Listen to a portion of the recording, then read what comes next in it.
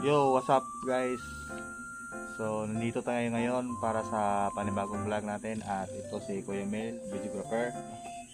Maliit yung ipropagate natin. Ikaw na maghawak ha? Okay, okay daw.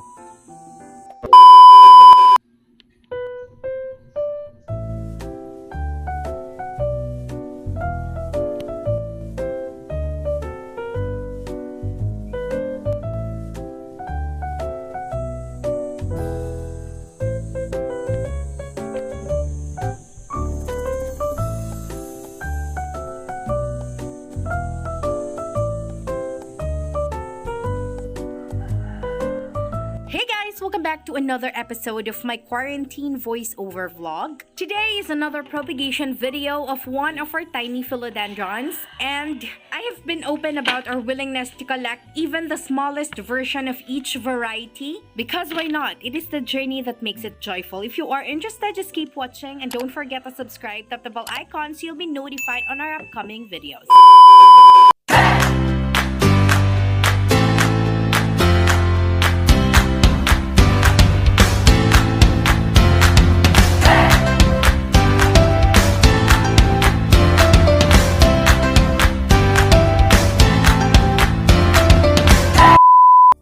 We have here our giant moonlight. However, the size is of a baby philodendron.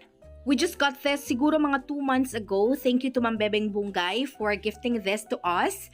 And we really thought that we can't have a giant moonlight after buying 3 times na puro dwarf, kasi akala talaga namin giant. They've been calling it giant pero dwarf pala. So nabudol na kami guys, and we are so thankful to have this finally. I know there are a lot of people who might tell na wala namang giant or wala namang dwarf, but trust me, how they look tells it all.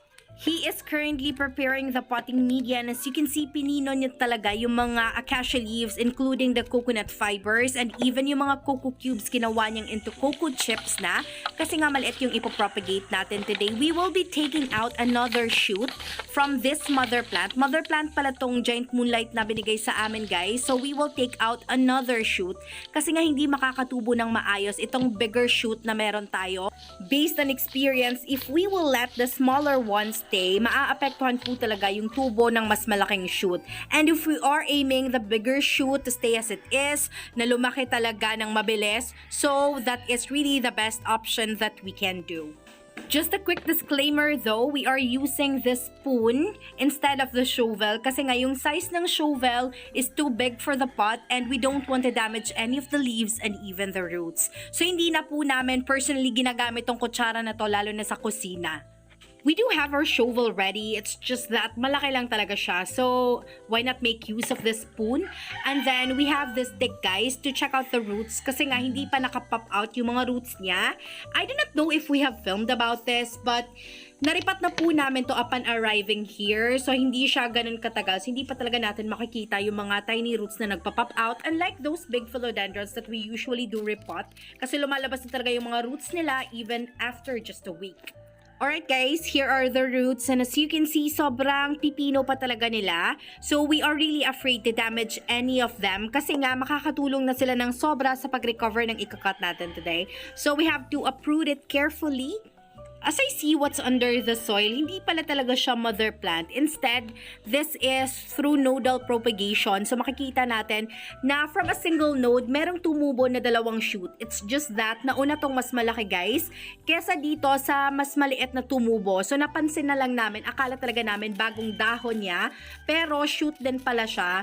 So ayun, kailangan natin silang ihiwalay. In fact, parang 2 yata tong tumubo dito. We'll just try to see later on a cleaner version kapag nalinis na natin yung roots, kung ano talaga yung itsura ng mga maliliit na tumubo dito.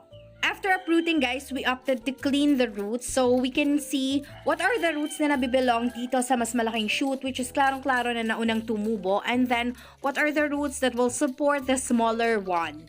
So ito guys, tatanggalin na natin itong mas maliit na shoot na nakikita natin dito kasi dapat talaga siyang alisin. Napapansin kasi namin bumabagal talaga yung tubo ng mas malaking shoot whenever hinahayaan yung mga ganyan guys. So we have experienced that before with some other philodendrons and the same thing really happens.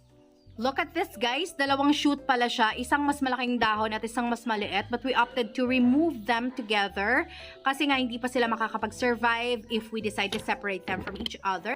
And we just also decided to remove the entire shoot from the node guys kasi baka meron na namang tumubong maliit na shoot, so madidisturbo na naman siya whenever we decide to take out the smaller shoot na tutubo in the future. So para wala siyang maging kaagaw ng nutrients, so we just take it out and then itatanim na lang namin sa ibang pot itong node na to guys kasi madami din naman siyang roots na kasama pa, so baka magkaroon pa ng iba pang shoot. So ayan, mas mabuting inalis na to para tuloy-tuloy na yung tubo niya. After removing it from the node which served as her mother plant, so ayan, eto na yung Philodendron giant moonlight namin guys. Tuloy-tuloy na yung tubo nito. I am referring this as a giant moonlight kasi nga iba talaga yung itsura niya compared to those dwarf moonlights that we have bought before. I know you can relate if you have your own giant moonlight and if you have seen or if you own also a dwarf moonlight guys, magkaiba talaga sila ng itsura. Of course, since we still have a lot of cinnamon powder, we will be using the cinnamon powder in treating the cut of our Philodendron guys. But if you have a lot of aloe veras at home, well, you can also opt for that. You can use that. And naglalagay talaga kami, usually this is a personal choice, naglalagay kami ng fiber, may it be Miliona or just a regular fiber which is the coconut fiber that we usually use. Naglalagay kami before we plant our newly cut Philodendron. After positioning it at the center of the pot, of course, for aesthetic purposes, mas maganda talagang itanim sa gitna ng pot yung plant. Naglalagay na kami ng potting media, guys. And you know what? I really love to use pumice, guys. We have tried using pumice dun sa Golden Millenoniae na meron kami from Sir Jojo Gallego, but we don't have that. So, we'll just make use of what we have here. Yung mga coco cubes na pinino niya, of course, niliitan niya kasi nga maliit naman yung itatanim namin. And of course, maliit lang yung pot para hindi masyadong madami yung water na mas-store ng coco cubes, guys. So, we opted to have it smaller para enough lang sa size ng Philodendron yung masustore niya na water. Alam naman natin that coco cubes really store moisture and they even hold it longer compared to just rice hulls, guys. Kaya gumagamit na kami ngayon nito. We really had that point, guys, wherein sobrang init talaga, bihira lang umulan, and even if we do mist our plants every night, feeling namin kulang na kulang yung water na tinatry naming ibigay sa kanila kasi nga natutuyo sila agad. So, we decided to use the coco cubes every time nagre-repot kami. However, ngayon na palagi nang umuulan, nililiitan na lang namin yung size ng coco cubes para hindi na ganun kadami yung masustore niyang moisture, masustore niyang water every time na mababasa siya. What I love most about these type of potting media, guys, is that kapag nababasa talaga kapag umuulan, dire-diretso sa bottom ng pot yung water, walang magsistay sa topsoil, guys. Kasi yung ibang potting mix na gamit namin before, every time na umuulan ng malakas, nakikita talaga namin na hindi mabilis yung pag-drain niya. Makikita mo na meron pa talagang water na nagsistay sa ibabaw, guys. Although we are planning to repot them and mag-change na kami ng potting media kasi nga meron naman talagang mga potting mix before na nagko-compact na as time passes by. So, yun yung mga plano naming palitan. And if you have a lot of acacia leaves available in your area, then might as well take advantage of that. So, ito guys, itatanim na namin yung isa pang shoot. Hindi ganun kadami yung root niya. Kaso, kailangan na talaga namin ialis. So, hindi lang namin sila separate from each other. Na-explain ko naman kanina. Ito, we are still wrapping it with that fiber bago natin itanim. And good thing, we have a small pot which is perfect for this. Guys, there's really nothing wrong when you still prefer to use that potting mix that you were using before. Yung mga merong coco peat, decomposed rice hulls, even yung mga merong konting garden soil and cow manure. But if you are aiming for a faster draining potting media, then you may go soilless.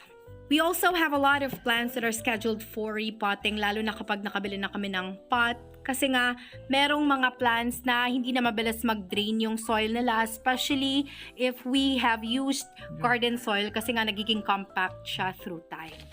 Even our small shoot here, we are using the same potting media kasi so far naman wala kaming naging problema sa ganitong type of potting mix, potting media, or whatever you call it. Kasi nga yung silver sword namin na ganito lang yung gamit now is recovering. So sobrang bilis ng recovery niya. Meron ka na talagang makikitang progress sa kanya. And we are so happy about that.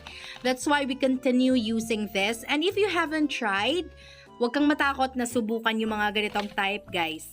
Don't worry, whenever I come back, I will try to update you and show you the progress of those plants na akala ko talaga hindi magsasurvive but are exceeding my expectations.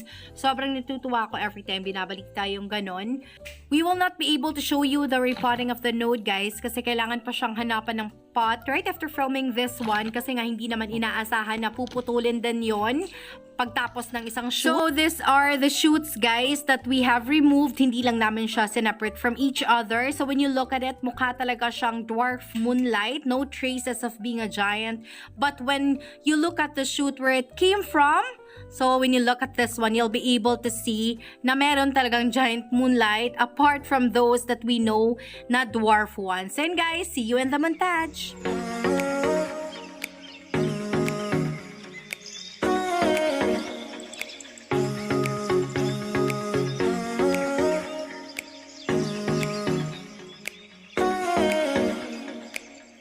So you're right, guys, thank you so much for making it till the end of this video. It has been Maria, the voice of PLANTZILLA BHL. If you haven't subscribed, please click the subscribe button, tap nyo na din yung bell icon so you'll be notified whenever a new video is uploaded. Please do let us know in the comment section what are the other contents that you'd love to see in this channel. Huwag nyo rin kalimutang mag-subscribe sa Soraysta TV and Camille Renico Vlogs. If you have the heart for greenery, you found a perfect place for you. Thank you so much. Bye!